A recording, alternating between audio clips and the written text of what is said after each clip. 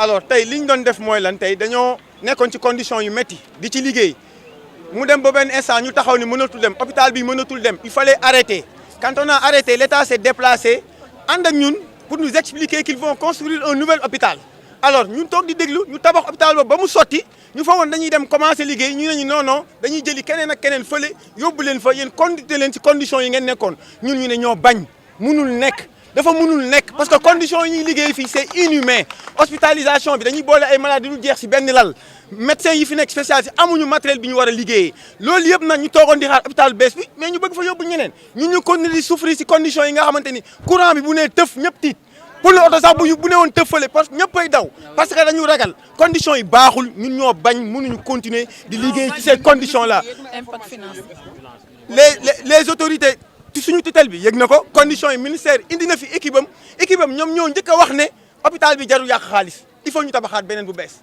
léegi taxaw nañ beneen bu bees ñu leen lu sotti nag am borom nañuy jëli Ablaye Ndiaye keneen yóbbu foofu ñun ñu taxaw barricade ni ñoo bañ du ñu nangu ñu yóbbu foofu ñeneen dañu bàyyi fi condition yi loolu dañ ni waxuñ bu ñu koy ubbi premier dañ ni hôpital boobu ñun ñoo koy ubbi wala boog du ubbi hôpital boobu ñun ñoo koy ubbi parce que biñ koy tabax dañ ni woon ñun lañ koy tabaxal parce que bii normalul buñ fa demee nag bu leen neexee ñu defaraat bii kuy ñëw mais tant que personnel hôpital Mame Abdou bokkuñu ci convoi boobu di tijji hôpital Seydi Hadji Malick ñun ñoo bañ on se va se barricader parce que hôpital boobu mënul ubbi sans nous le personnel est là déterminé prêt à dire que cet hôpital ne va pas ouvrir sans nous suñu kaddu ci kaw nous et maintenant plan d'action bi teg nañ ko plan d'action bi teg nañ ko tey la commencé na depuis lundi ak brassard rouge yi ñuy takk tey woo nañ presse bi aviser population bi lépp lu mu laaj dañ koy def personnel baa ngi nii de lépp lu mu laaj dañ koy def defuñu ko parce que dañoo bëgg xaalis dañ koy def parce que malade dañu war a nekk ci conditions yu baax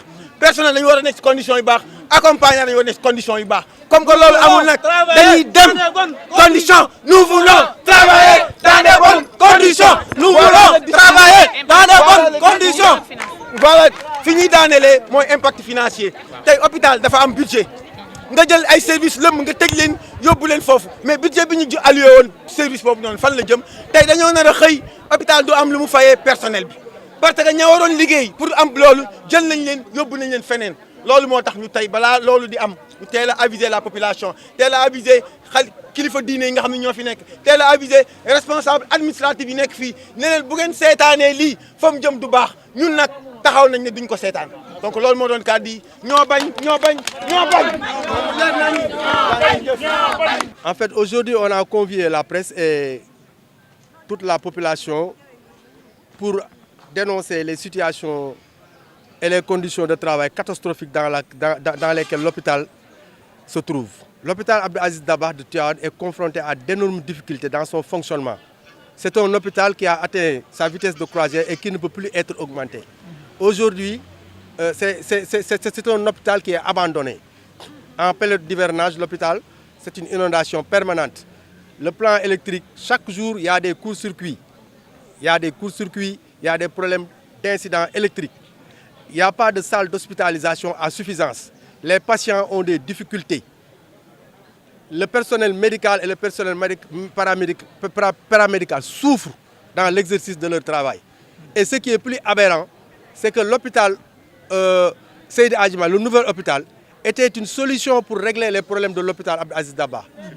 Finalement, à notre grande déception, ils sont en train d'ouvrir cet hôpital avec d'autres personnels et pire, ils sont en train de faire des affectations ciblées qui consistent à prendre tous nos spécialistes, les spécialistes qui font l'hôpital, c'est les spécialistes qui font les hôpitaux.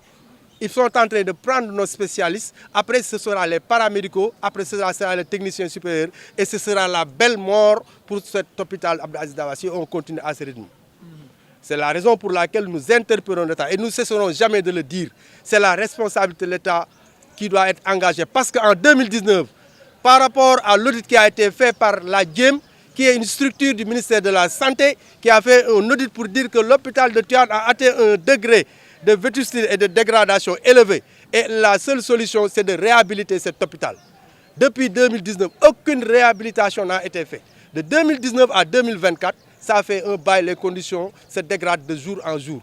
Donc nous, ce qu'on demande, On n'a jamais dit de fermer l'hôpital Abdou Aziz Dabakh de Tivaouane. Non, non, non, non, non. L'hôpital, c'est un patrimoine culturel. C'est un patrimoine culturel. Et puis, le nom Dabakh résonne dans le cœur de tous les Sénégalais, synonyme de générosité, d'abondance et de bonté. C'est la raison pour laquelle on dit que cet hôpital ne doit pas être fermé. Mais il faudrait qu'il reflète l'image de ce parrain.